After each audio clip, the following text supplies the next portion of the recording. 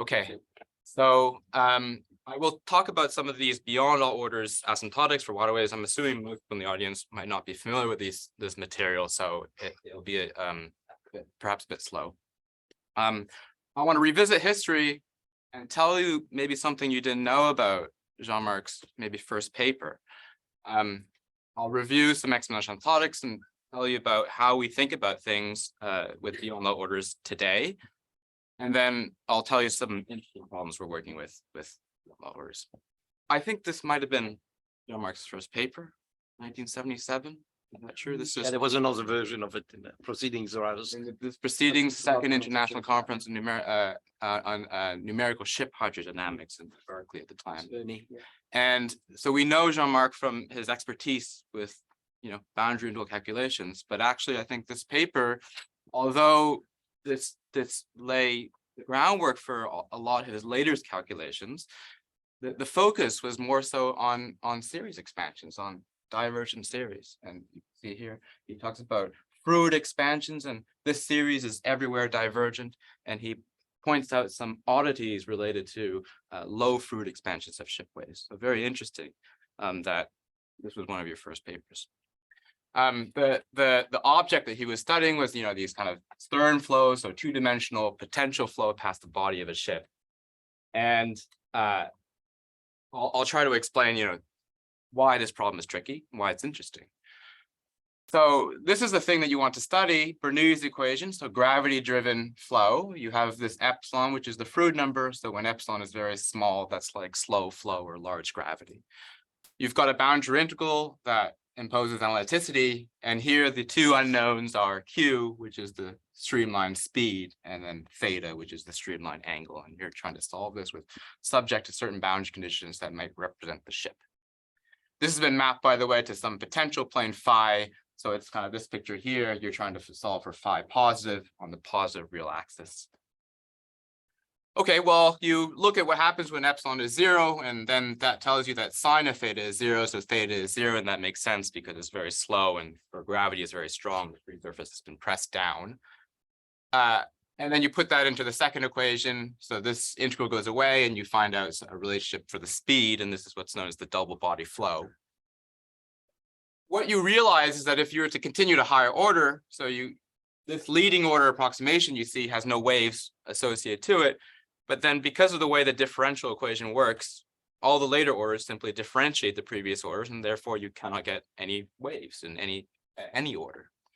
And Jean-Marc had realized that the waves are exponentially small, and so now the task is to develop some kind of mathematics to tell you what these different components are, and it's quite tricky. And you can get some of these components like the chi function, we call this the singlet nowadays, pretty easily, but then getting all the functions and the prefactors right is quite tricky. So this is what's known as exponential asymptotics, is the set of techniques for deriving this thing. Over the next 20 years since that time, a lot of problems have been resolved with exponential asymptotics, a lot of significant problems. I name a few of the big ones, dendritic crystal growth, SAFFMAN-Taylor viscous fingering, which Cecilia had talked about on Monday. We had mentioned low speed hydrodynamics and some, the fifth order KdV and generalized solitary rate. So all of these have this property where you have to have a very good understanding of the asymptotic expansion beyond all orders. There's something very sneaky about them. And I want to point out the fact that Jean-Marc has played a role in many of these problems. And what's interesting is that if you look at the history of exponential asymptotics, applied exponential asymptotics to these problems, you realize that often the numerics led the way, and they gave the analysts the intuition of how to do the analysis. So in many ways, I think Jean-Marc is kind of a pioneer in exponential asymptotics, even though associate him to this area. Okay, so I want to tell you how it's kind of done. I'll eventually talk about waterways, but because it's quite complicated and I don't want to bog you down with the details, I'll explain it in terms of very simple equations like this. So this is a technique by Chapman King Adams, but there are other comparable techniques to doing beyond all orders asymptotics.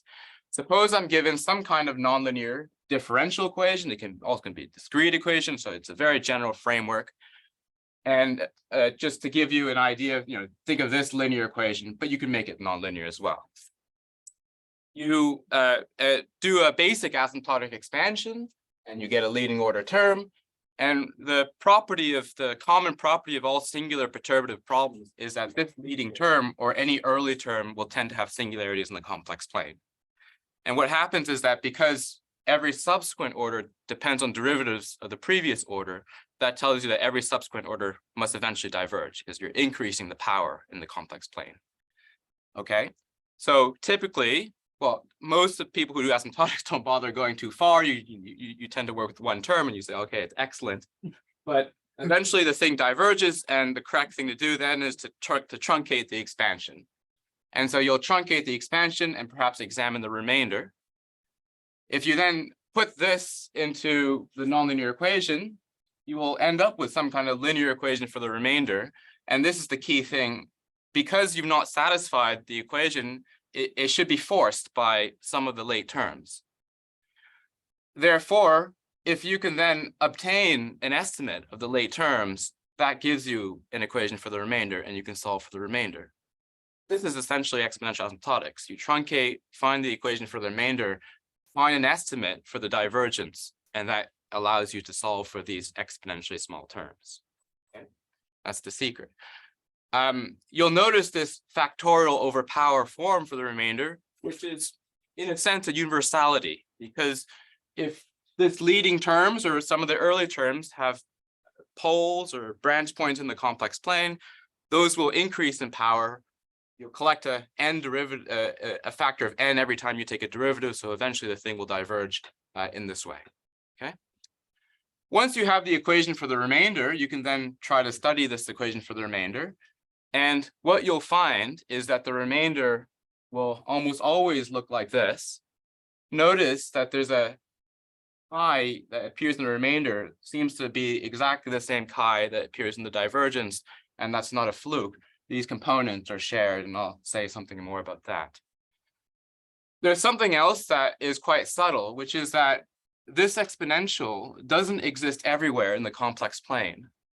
What you find is that it only exists in certain regions of the complex plane, and that remainder is usually switched on and off across certain lines in the complex plane.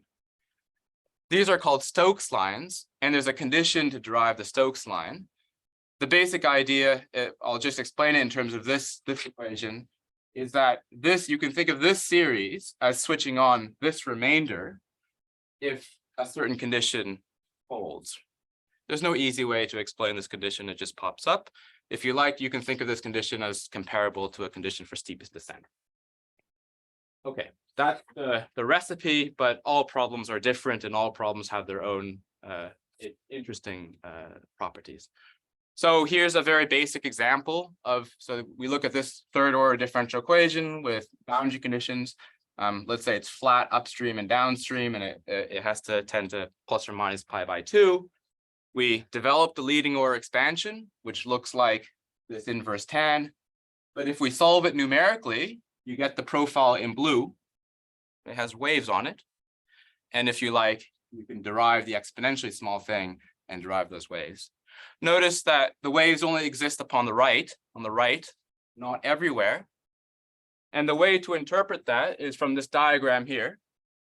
So this diagram shows you the analytic continuation of this function, which has been forcing the divergence. It has singularities in the complex plane, and then a condition for the Stokes line. So it tells you that when you go from left to right, when you analytically continue from left to right along the real axis, you'll switch on an exponential as you cross this line. And this is the exponential that you switch on. And you can see this is 0.4 in epsilon, and it's bang on fit. So on the Monday, Paul had made the comment that you shouldn't dismiss things which are exponentially small. This is exponentially small, but we always put in the value of epsilon when it's finite. So it's we shouldn't neglect things that are exponentially small, because by the time they're switched on, they may be appreciable, which they are here. This is the difference between something that's zero and something that's exponentially small. And also in practice, the values that you put in, you may have appreciable waves. Okay, so I want to put one slide that would kind of wow you and maybe teach you something that you didn't know before. And so this is going to be that slide. On this slide, I try to convey what our modern understanding of divergence theories is. Okay, so this is what's called the trans series, and it doesn't matter whether it's been generated by a differential equation or a PDE or a difference equation or an integral equation. They would typically always have this kind of universal form. All singular perturbative expansions you can think as having this kind of universal form. You'll have some kind of base expansion, and as we said, this thing will diverge. And we pointed out that it will diverge kind of in a universal way, like a factorial over power. In general, your function can have singularities everywhere in the complex plane. Each singularity will force its own divergence. So in a sense, you may have many factorial over powers because one corresponds to each singularity. We also know that these divergences, for the reasons I gave you before, will force an exponential to switch on and off. So associated to each divergence, you'll have exponentially small terms. It gets more complicated. Each exponentially small term will have its own expansion. Each expansion will also diverge. It gets even more complicated. For nonlinear problems, you have the exponentials, e to the minus chi over epsilon, but you'll also generate all the multiples because you square it and you cube it and so forth. Right?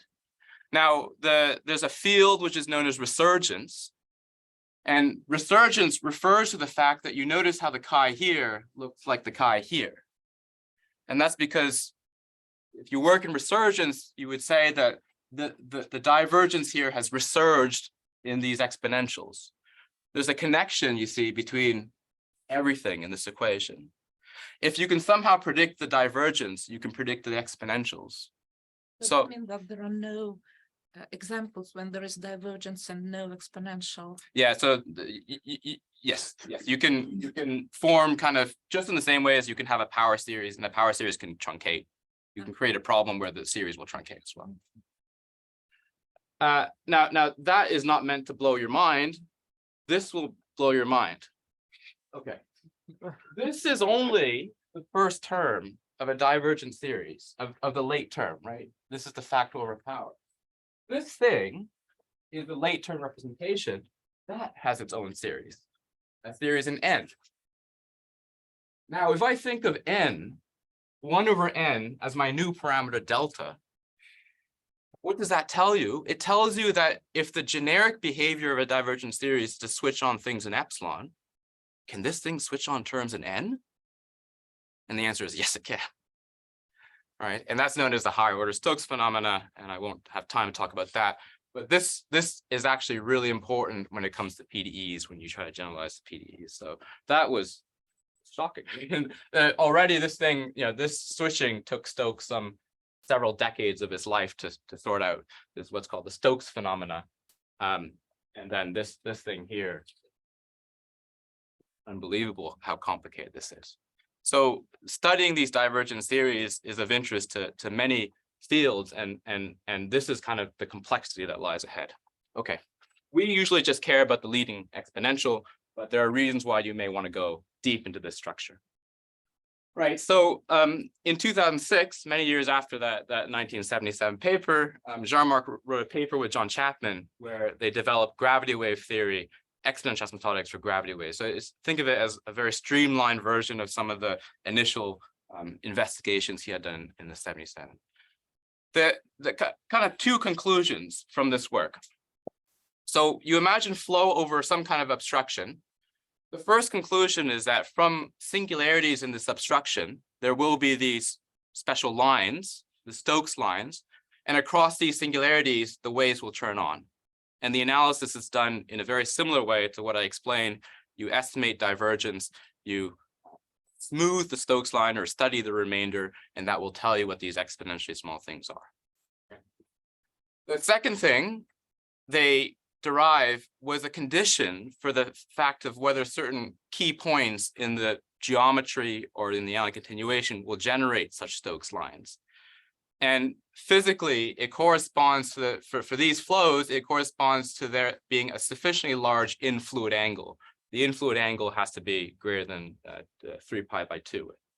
I wrote 2 pi by 3. I think it's 3 pi by 2, actually. So this is a mistake.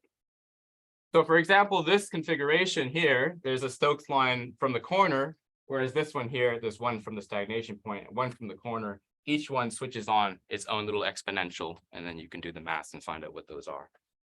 Okay. You'll notice that for these types of problems, this leading term has singularities. Those two singularities here at C is equal to minus B and C is equal to minus A under some conformal map correspond to the two critical points that you see in the geometry. Okay, so that seems like a very powerful technique and very nice. And you can then extend this and do all sorts of things. You can study flows over all kinds of objects and see, okay, what kind of waves they form, and that's quite fun. You can also come to the conclusion that when you incorporate different physical effects like capillarity, like vorticity, that will also produce Stokes lines. You can have a gravity Stokes line, a capillarity Stokes line. These will come off at different angles, and you can imagine that for a complicated object, it's quite complex. Keep in mind that these exponentials are all exponentially separated. So usually physically, you might only see the biggest one, right? But in general, it can be an extremely complex situation. You can also extend this. Darren has disappeared from the audience. I put a little bit of vorticity in there for Darren. But we can extend this to studying, for example, this is free surface flows over point vortices.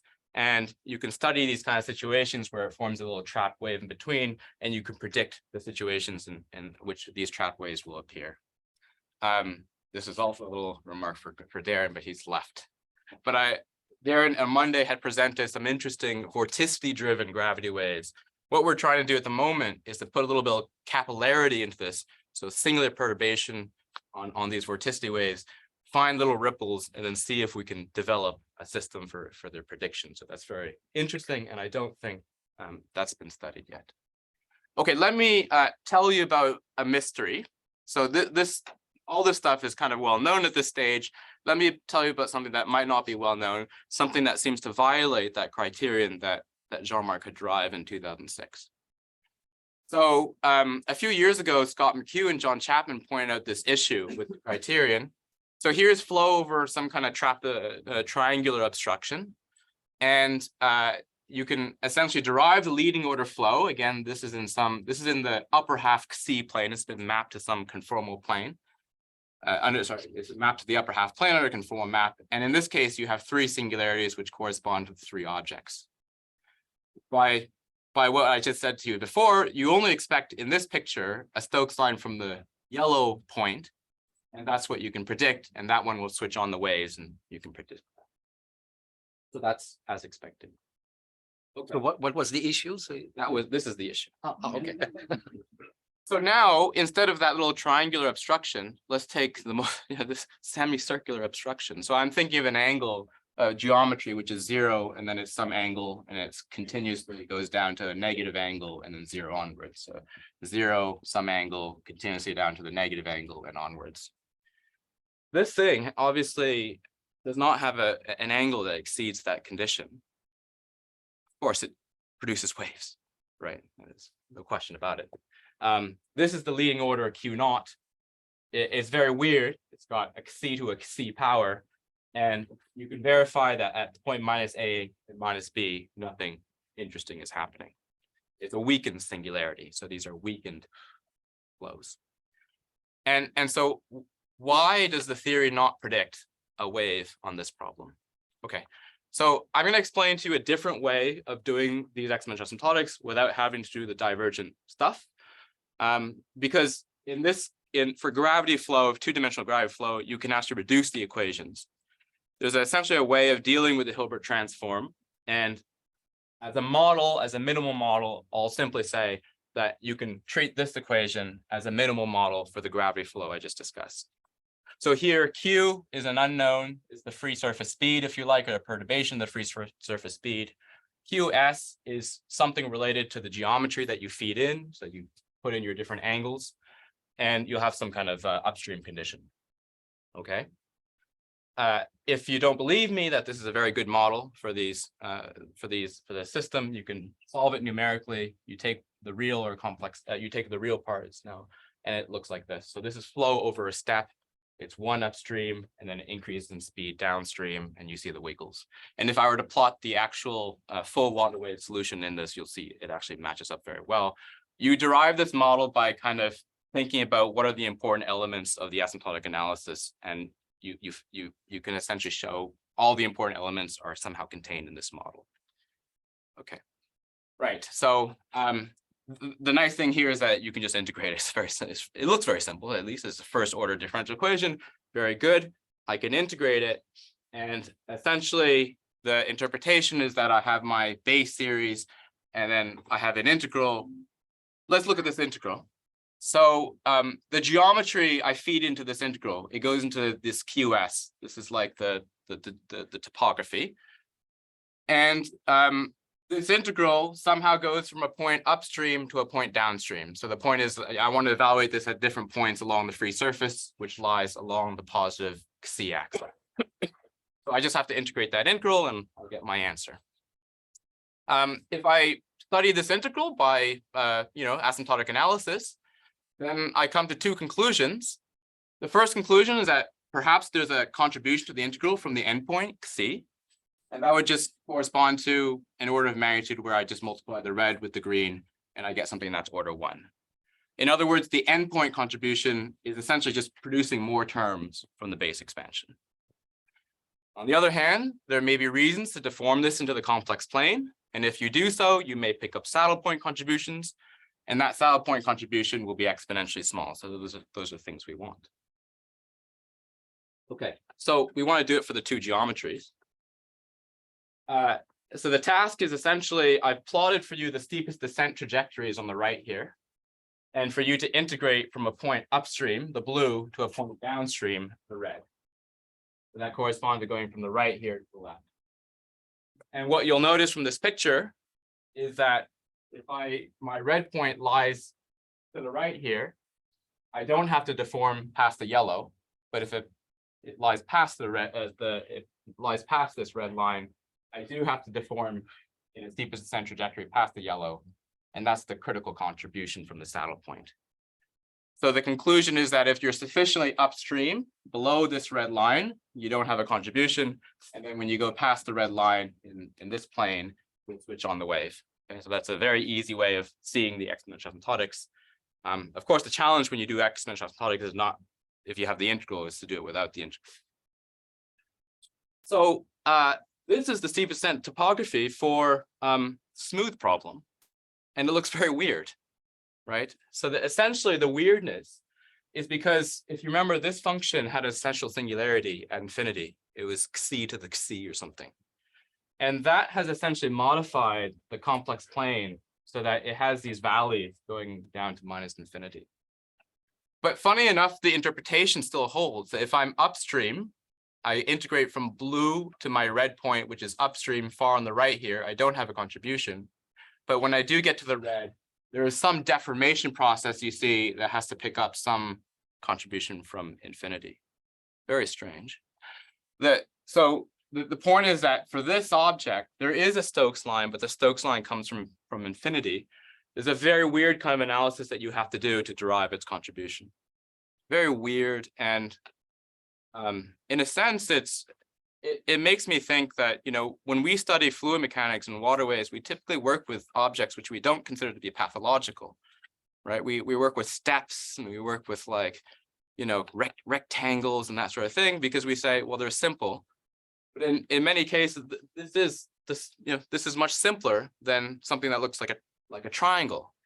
And yet what you find is that this analysis seems much more pathological.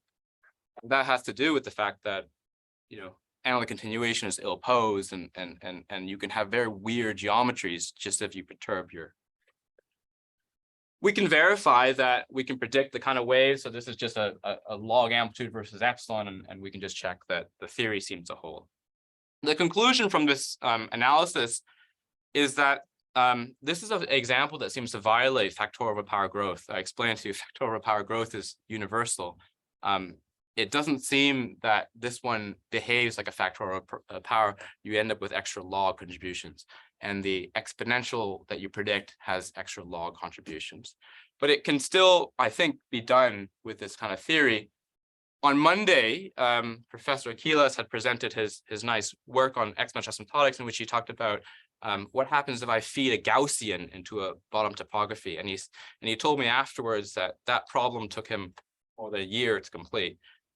This very smooth Gaussian, if you feed it and you try to do exponential asymptotics, there's something very peculiar about it. And I think there's connections. After listening to that talk, I think there's a lot of connections with what we do here. Okay.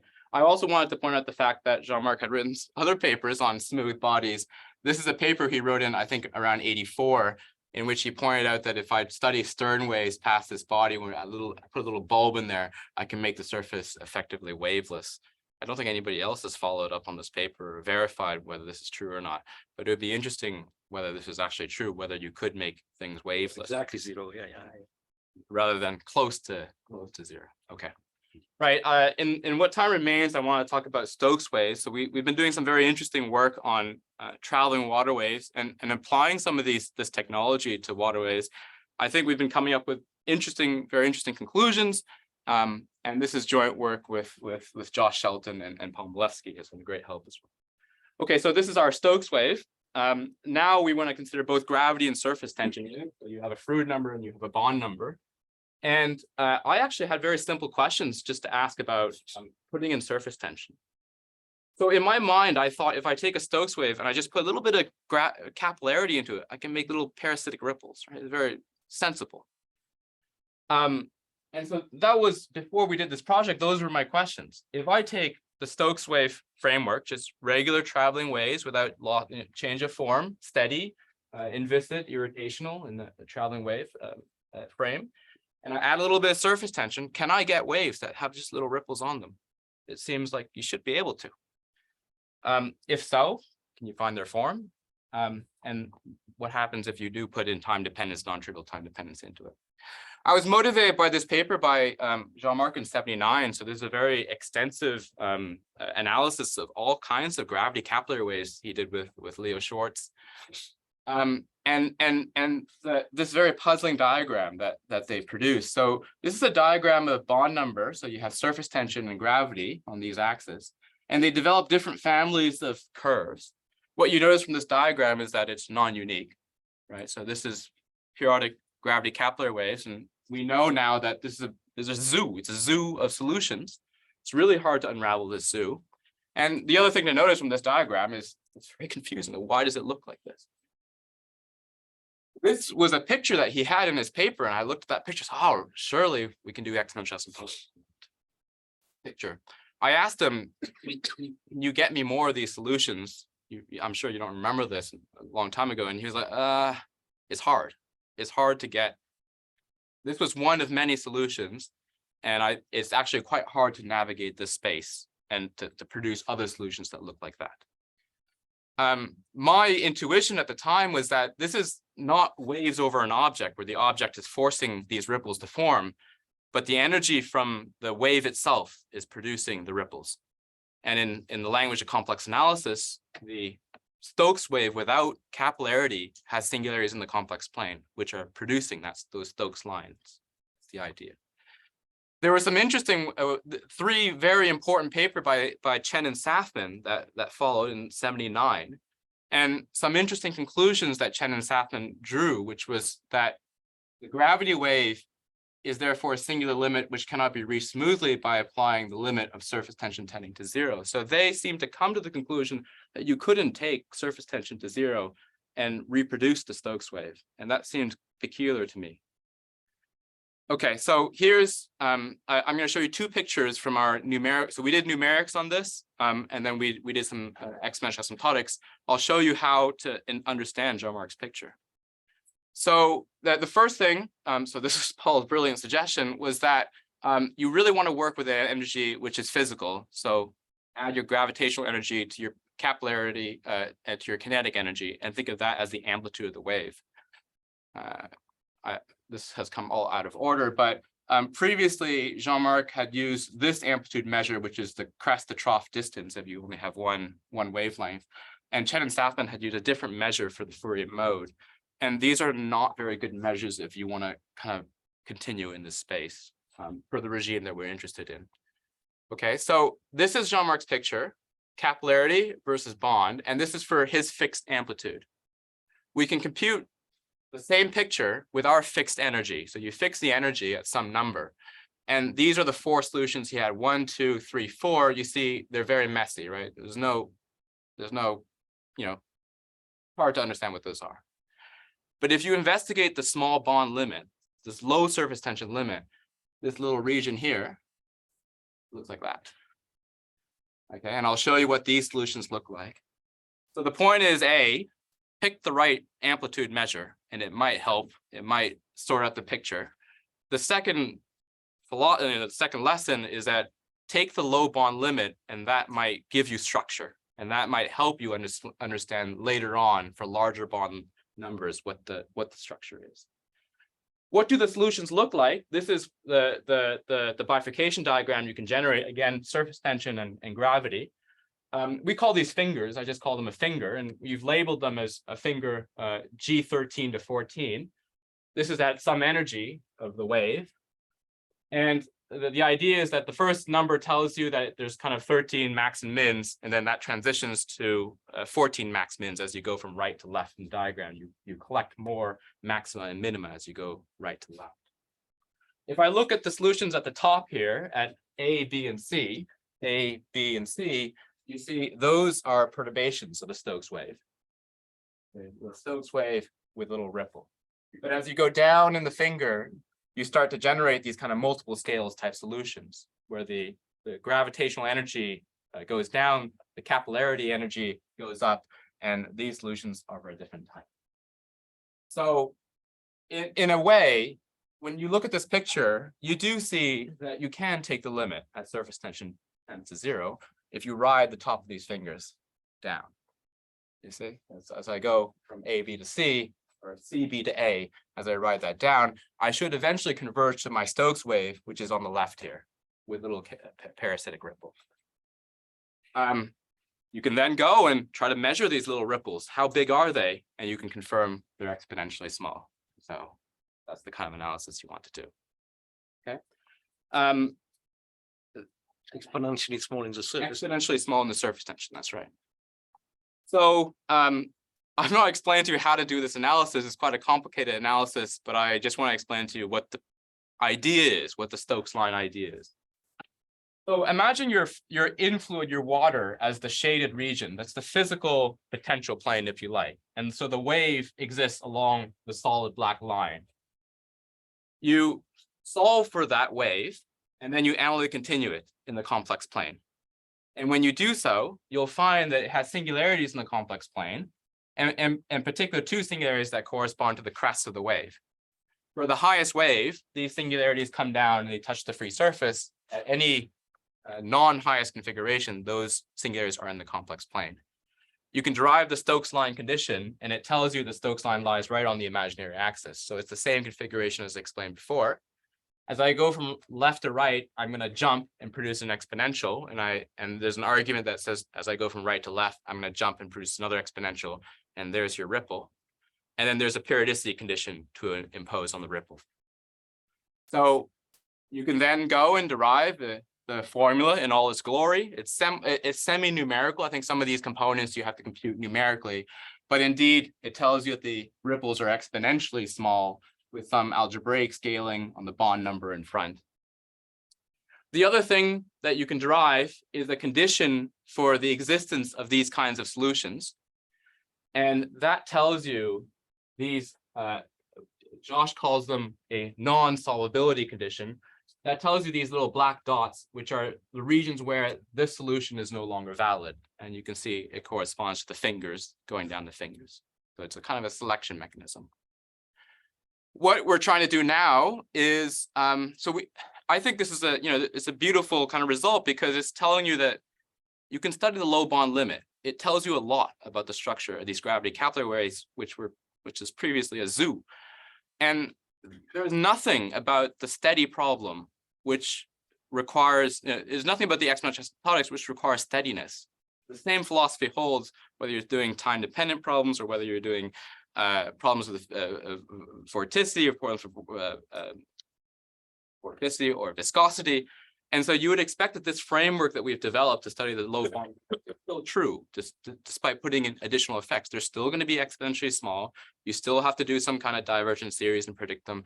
And so this might be one way that we gain much greater understanding over this particular regime of water wave theory. Here's a very interesting result that I've always been very curious about. So Mark Jervis was a PhD student, I think, at Peregrine from Bristol. He had developed these time-dependent simulations of water waves. So this is basically, you start off with like a Stokes wave, and at time t is equal to 0, you switch on surface tension, and then you can form these ripples. Under this time-dependent frame, the ripples appear on the front face. And in his thesis, he claims that this is quasi-static. And I emailed him. He's no longer in academia. I emailed him, what do you mean by quasi-static? Does it, does it exactly repeat after some amount of time? And he didn't know, and he was getting paid too much to care. But this is a very interesting question that I don't know the answer to this question either. Are these exactly quasi-static? Do they repeat in time with these ripples riding on the front face and maybe going around and coming around? Do these solutions actually exist? Can you prove that they exist under some small surface tension assumption? We're currently, so again with Paul and this is really Josh Shelton's work, we're looking at kind of two extensions of this theory. One is you can put in viscosity. So this is a model for a potential flow model for viscosity. And you can see that under this kind of equation, you can now have asymmetric parasitic ripples. And you can also study standing waves or quasi periodic waves. This is an example of a standing wave simulation. Again, low bond limit, and you can see the little ripples form on this. Notice the structure of the bifurcation diagram looks a lot like the structure that we found before. So we think that you can still do the exponential asymptotics riding along with the top of these fingers, and you can verify these waves. It has been verified. Josh has verified that these ripples are exponentially small. You think it's the same framework that's going to work. All right, that's all I have time for. I want to point out that we're working on all sorts of very interesting problems. I mean, asymptotics is the crank. You just turn the crank, but every problem has its own unique aspects, and every problem has its own beauty. So we're kind of doing this for time-dependent problems and problems with viscosity, but there's actually a lot to do as well with things like three-dimensionality.